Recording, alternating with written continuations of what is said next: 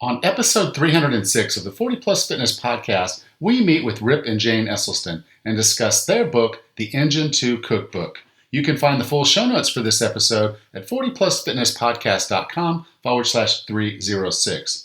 Now, Rip led a movement to get the Austin firefighters to go vegan.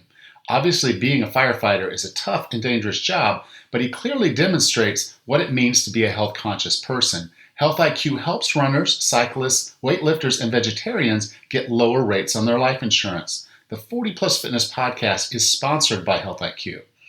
Get your free quote at healthiq.com/40plus or mention the promo code 40plus when you talk to a Health IQ agent, and you'll be helping to support this podcast.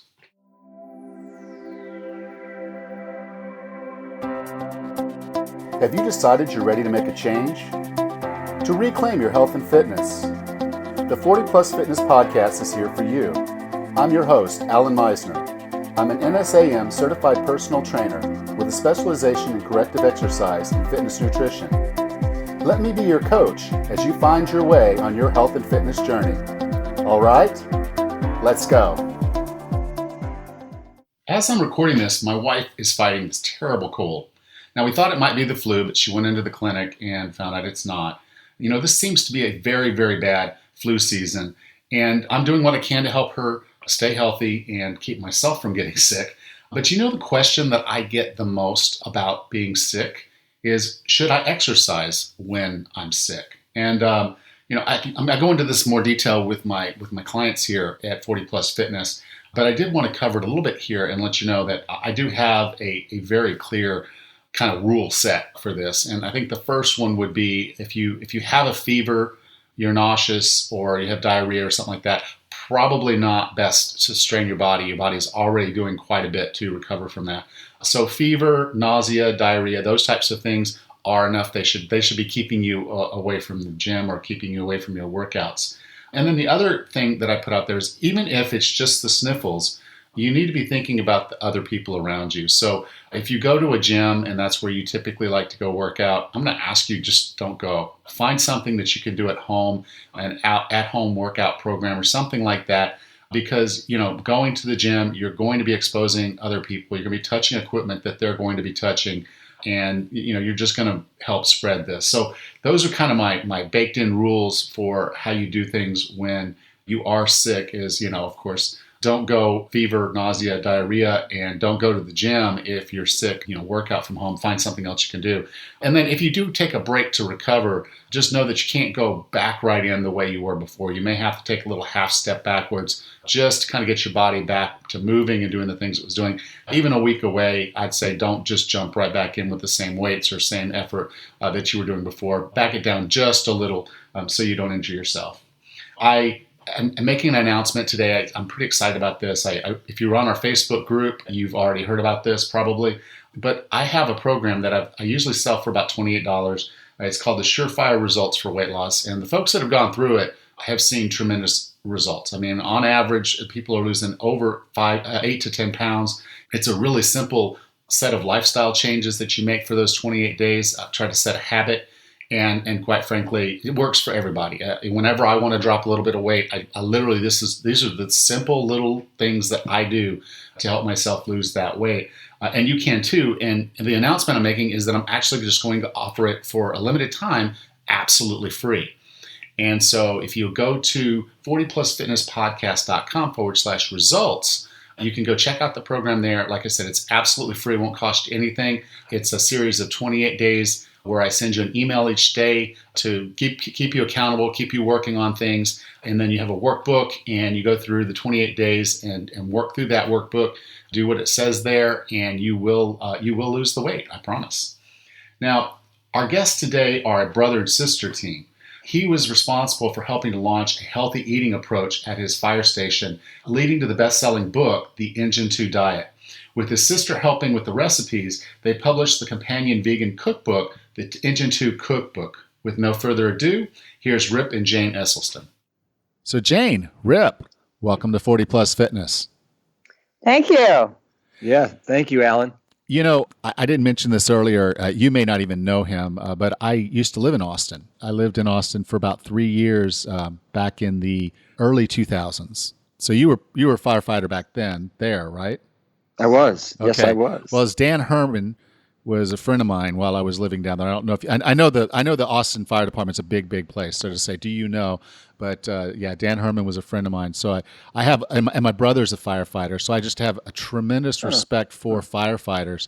And as I was kind of reading the statistics that they're more likely to die of a heart attack than anything else, I was thinking, wow, my whole impression of firefighters was that they were generally young men for most of their career, hard because they have to basically do things out of just nothing. So they're laying there in bed or they're eating dinner and then boom, they're moving around carrying all that extra equipment. So it actually kind of makes sense when you think about it now, but at the time I just thought of them as these superheroes. Yeah, well, everybody does, and the reality is, unfortunately, is that most firefighters across the country are either overweight or obese. They're, many of them are pre-diabetic, and the number one cause of, as you just mentioned, of firefighter fatalities in the line of duty is heart attacks, according to the NFPA, which is the National Firefighter Protection Agency. Over the last 15 years, anywhere between 51 to 69% of firefighters in the line of duty are dying from heart attacks, from a weak ticker that gives out before its time. And it's truly 100%, Alan, because of the seriously toxic food that these mostly men, a few women, but mostly men, are shoveling down their throats for breakfast, lunch, and dinner. They get into the fire departments when many of them in their early 20s. And by the time they're in their early 40s, they've probably gained somewhere between 3 to 10 pounds of weight every year. They've successfully started to clog up their arteries even more than they were before they were 20. And now they're susceptible to the number one cause of heart attacks, which is basically a juvenile plaque that ruptures. And looking at it from my point of view and Jane's point of view, it's really not a surprise. But the good news here for all of your listeners that are 40 plus is that you can totally reverse the time clock, and you can start to metabolize away these plaque formations. And that is what Jane and I want to talk to you about, and how exciting that can be for every one of your listeners. Absolutely. And stress is one of the parts of the job that you can't control, but what you put in your mouth is definitely something that you can focus on and control. And you did something like really, really cool at Engine 2 because there was an argument. Can you kind of get into the whole story of where this all came from and what the Engine 2 diet is really kind of all about? Yeah, so I've been eating this way since 1987, so it's now going on almost 31 years. And in 2003, I've been in the department for about 6 years. We had a little bet to see who had the lowest cholesterol level. And when we were sitting out on the porch one night at the fire station. And so the next morning we drove down to one of the local pharmacies. We got pricked to see what all of our cholesterol levels were. And one of my firefighting brothers, his cholesterol came back at 344 milligrams per deciliter, which is, really, really elevated. Most Americans are walking around with cholesterols between 200 and 250, and most Americans will perish from heart disease with, an elevated cholesterol of 200. So at 344, he was, as one of the fire captains said, he was a heart attack waiting to happen. And he had a horrendous family history of men in his family perishing from heart disease. So we jumped on board eating this kind of plant-strong lifestyle in March of 2003. And it kind of became the norm at Fire Station 2 on the C shift with the 5 guys that were there. These guys realized that real men, they don't eat meat. Real men actually, they eat whole plant-based foods that are going to nourish them and allow them to be firefighters and better men. And an asset and not a liability to their crew. And this would also allow JR to be around for his young kids, for his wife, right? Instead of being 6 foot under.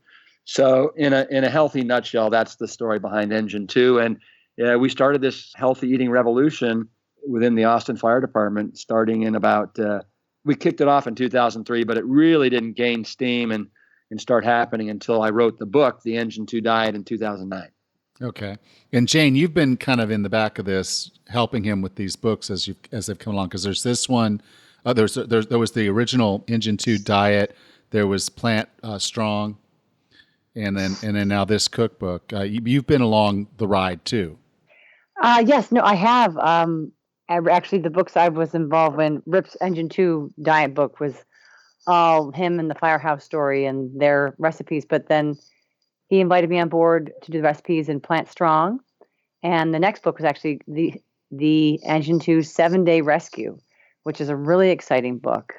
And that was the one that we did a year ago. And this one that just was released about less than 2 weeks ago, the Engine 2 Cookbook, with this stunning subtitle that has to be said. More than 130 lip smack and rib stick and body slimming recipes to live plant strong. So, I've been involved with the recipe sections on the last 3. Yeah, and I do say, as you flip through the book, it's like you're looking at this food, and it's not salads per se. It looks good. I mean, it literally looks good. And we're going to talk about the recipes in a minute.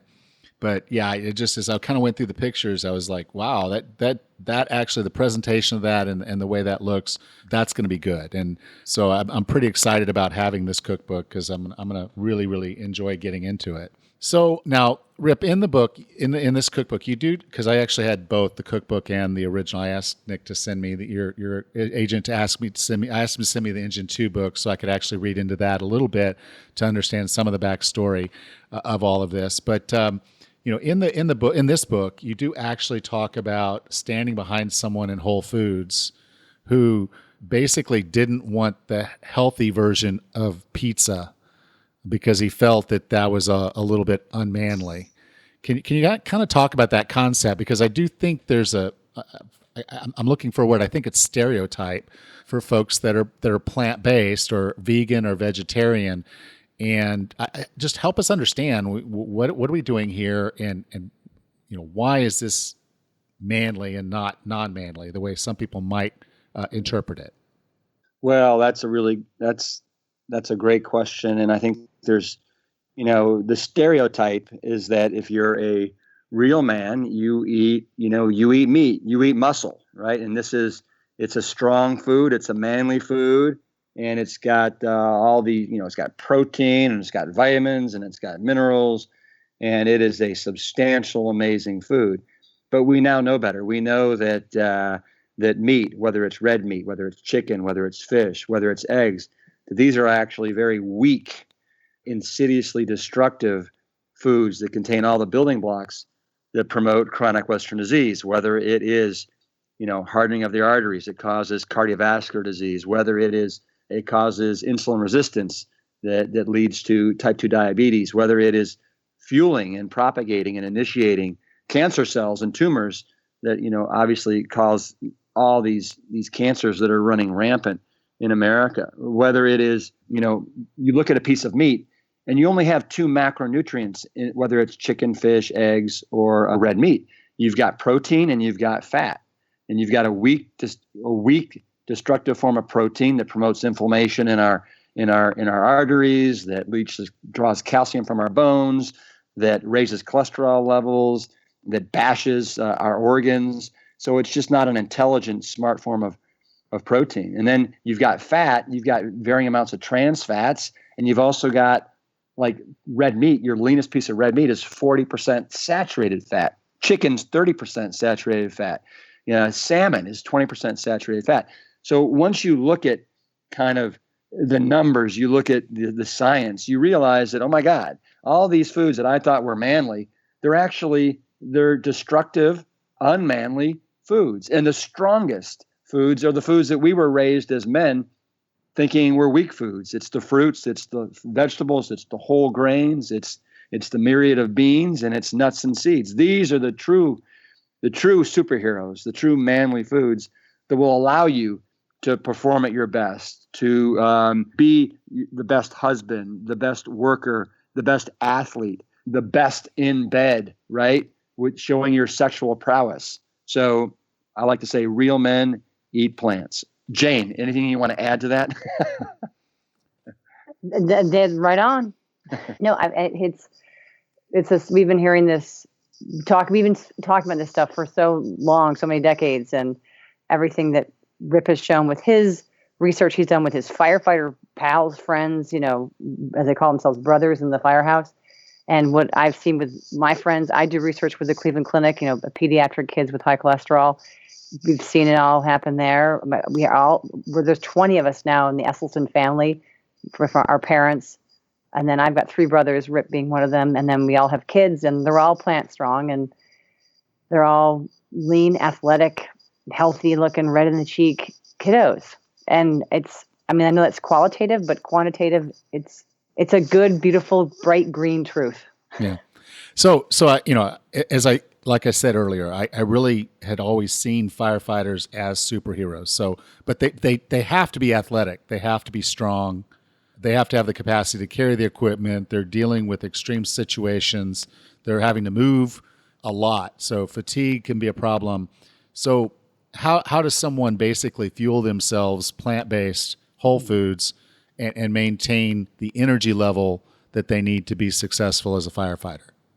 Well, the first thing you got to realize is that the cleanest burning fuel comes from plants, right? It doesn't come from a slab of meat that is just, like, as I said earlier, weak protein and weak destructive fats that doesn't have any carbohydrates. Our body's primary fuel source, Alan, and all of your listeners, comes from carbohydrates. We have close to 50 trillion cells in our body, and what those cells are fueled on, it's not fat, it's not protein, it's sugar, it's carbohydrates. And when you're following the Engine 2 diet, the recipes in the Engine 2 cookbook, what you're doing is you're eating almost entirely unprocessed carbohydrates. You're not doing trashy carbohydrates like, Coca-Cola and French fries and ding-dongs and donuts and any of these, white flour, white sugar, kind of crappy things. We're doing smart, strong carbohydrates. So, for example, in the book, right, for breakfast, we're doing 100% whole grain pancakes. We're doing sweet potato waffles. We're doing all kinds of amazing oatmeals, like crisp baked surprise oatmeal that is just insane. We're doing hash browns. We're doing chickpea omelets, right? I mean, all those things, I bet you, sound good to your listeners, right? We're doing soul-warming tomato soups. We're doing red lentil soups. We're doing sweet potato and shiitake mushroom soups, snappy black bean soups. We're doing dinners such as two-handed sloppy joes. We're doing killer shish kebabs, right? Epic brats, burgers, deserted island soba noodle bowl, polenta bowl, farro bowl, brown rice bowl. Yeah, shepherd's pie. So yeah, so like the title, it's like these rib sticking, lip smacking, delicious recipes, like you said in the beginning. This is not a bunch of salads. Far from it. This is burgers, they're dogs, they're pancakes, it's oatmeal, it is delicious basmati rice bowls. So this is the kind of stuff that's going to fuel firefighters and non-firefighters alike to be their best authentic self. Awesome. The 40 Plus Fitness Podcast is sponsored by Health IQ, an insurance company that helps health-conscious people like runners, cyclists, weightlifters, and vegetarians get lower rates on their life insurance. Go to healthiq.com/40 plus. You'll be supporting the show, and you can see if you can qualify for great rates on life insurance. Now, one complaint that a lot of people have as they're kind of getting into health and fitness is, I really don't have time to cook. So, I'm going to stop here and pick this up or pick that up. And they don't know what's in their food. And I always think that's somewhat of a problem. If you don't know what you're eating, you probably shouldn't be eating it. Mm-hmm. And you have a concept in the book, and I love this concept because I talk about it quite frequently here, is batch cooking. And I think that's one of the things, as I thought, as I've times when I do eat more vegetables than not, it's hard sometimes for me to get all the vegetables. You feel like you're shopping every 3 days, But you guys have concepts of batch cooking that actually makes it really easy to stick to this program, to be a part of this. And you talk about it a good bit in the book. Can you kind of get into batch cooking and how someone can structure a batch cooking to work in their lives? Well, I'll take a stab at this one. Batch cooking is just a sort of a jiffy term for cooking ahead, planning ahead a little bit. People have their outfits planned out for the week. They've got their football games planned out for the week. They've got their workouts for their, the gym planned out for the week.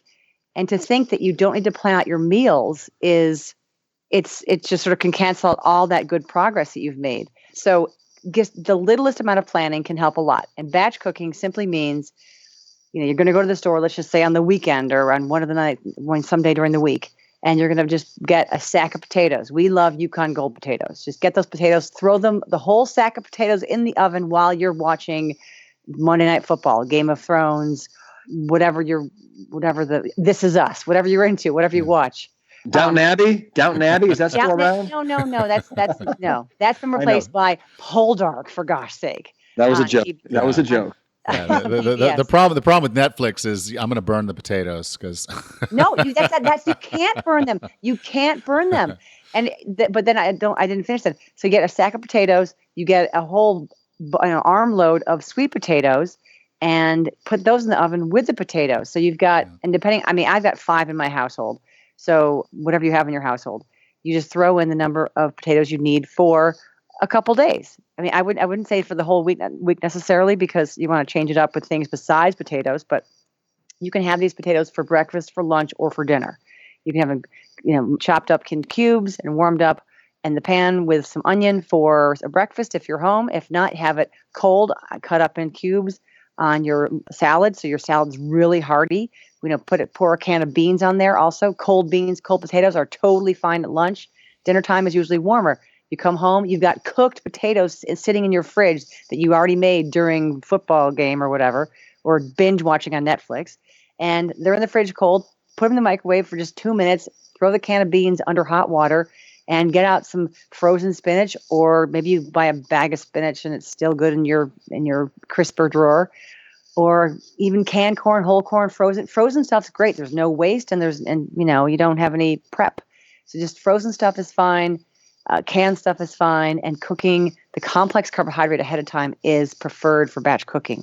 Cook ahead your oatmeal if you're in a hurry in the mornings. Make your oatmeal in your rice cooker. Make it in your Instant Pot, slow cooker, however you want to cook it.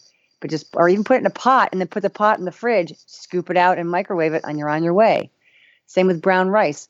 I've got a brown rice cooker that I never even really bother to put away because it's always on the counter, always filled with rice or almost empty and being refilled. So just keep those complex carbohydrates going. They're the base of so many of your dishes. They can be used in soups like, barley or rice or quinoa. They can be used in burritos. Make a quinoa burrito. Who cares? It's all cooked, ready to go. Wrap it up in a wrap and put in some beans or crumble up an Engine 2 burger, and you're ready to go. Salsa lives in the door of your fridge. The excuse of not having time to eat this way, people think they have to eat gourmet prepared foods in the fancy prepared food section of a store. They don't. They just need to prepare a little bit at home, and it gets to be so easy. This weekend, my child is the captain of the swim team, so I hosted the boys swim team at my house, and the boys wanted pizza. I said, fine, we'll get pizza sent in. Here we go. And I got the whole variety. Some kids I got them pepperoni, some kids I got cheese, and then I got some there's some vegetarians, and then there's some vegans on the team. And this one kid came through and he wasn't any of the above categories. I said, well, what do you need?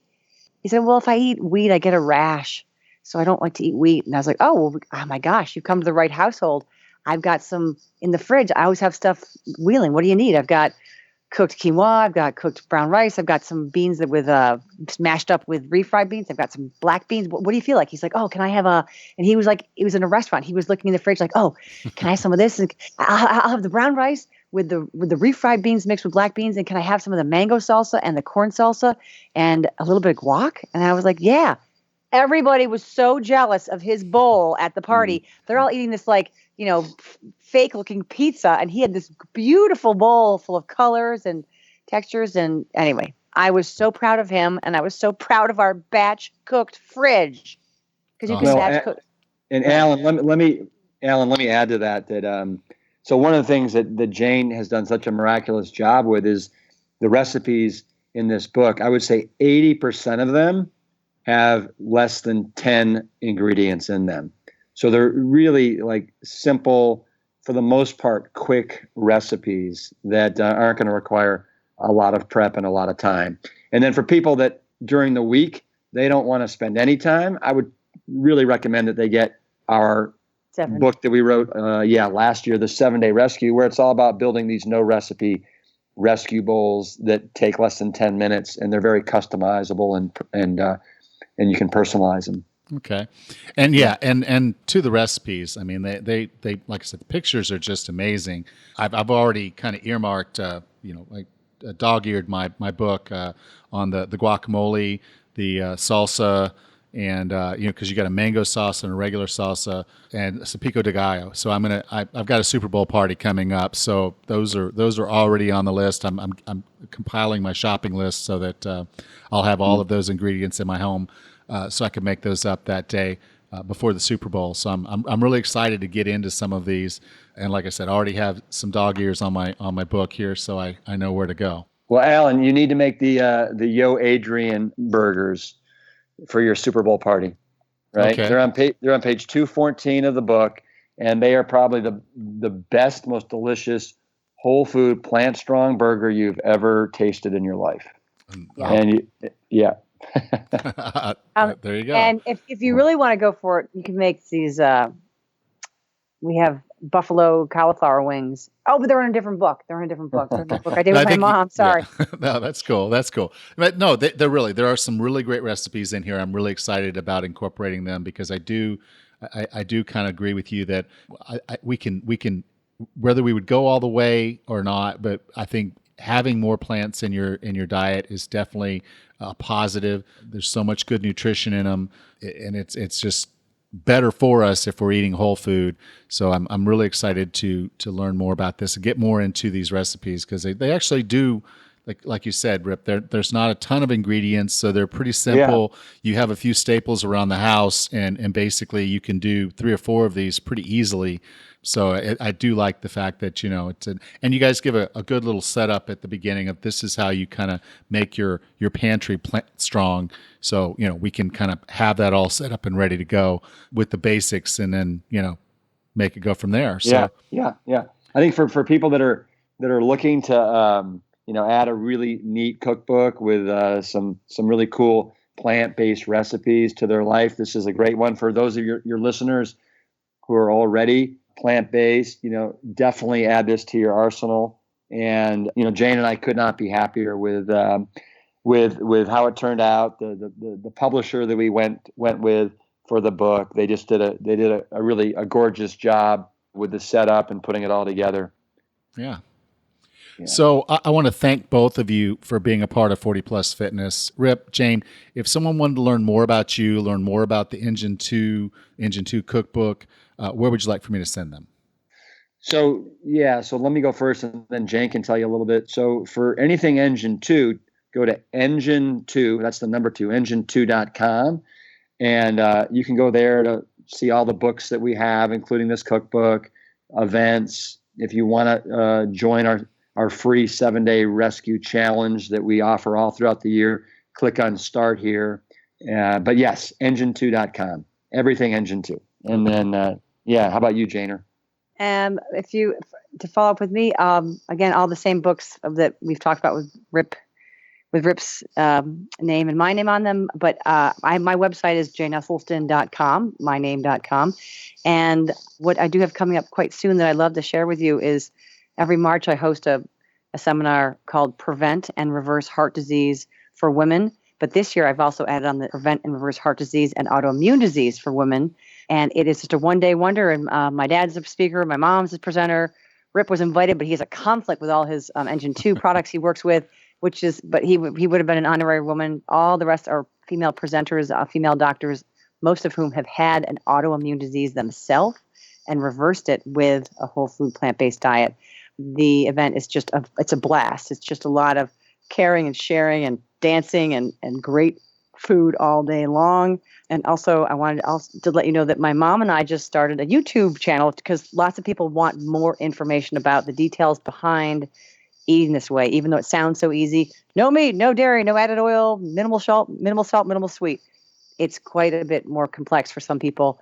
So our YouTube channel is under my name as well. And just for more resources. Okay.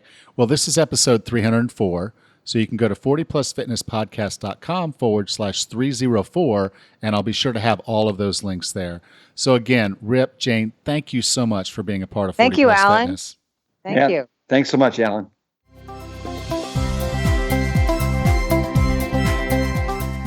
If you enjoy the 40 Plus Fitness podcast, would you do me a favor by subscribing, rating, and reviewing the 40 Plus Fitness podcast on the app you listen on? Thank you. Next time on the 40 Plus Fitness podcast, we meet Rob Barnett, the co-author of The Economist's Diet. Until then, have a happy and healthy day.